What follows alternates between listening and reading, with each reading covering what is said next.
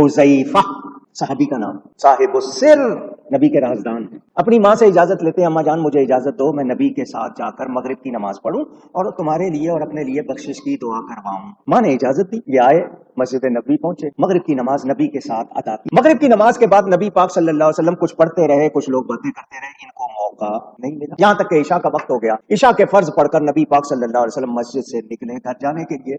हजरत हुज़ैफा कहते हैं मुझे टाइम नहीं मिला था, तो मैं भी नबी के पीछे पीछे चल पड़ा चुपके से। अब आप अंदाजा करो, कोई दिए चिराग नहीं जल रहे, रात का वक्त है, इशा के बाद अंधेरा घुप, और ये नबी पाक सल्लल्लाहु अलैहि वसल्लम से कुछ फासले पर पीछे पीछे चल रहे हैं। नबी पाक आगे तशरीफ ले जा रहे हैं, हुजूर ने रुक के फरमाया, ए मेरे पीछे आने वाले, क्या तू हुज़ैफा है? तेरी क्या हाजत है? अल्लाह तुझे और तेरी माँ को बख्शे। झोली में डाल के फरमाते, मांग, क्या मांगता है?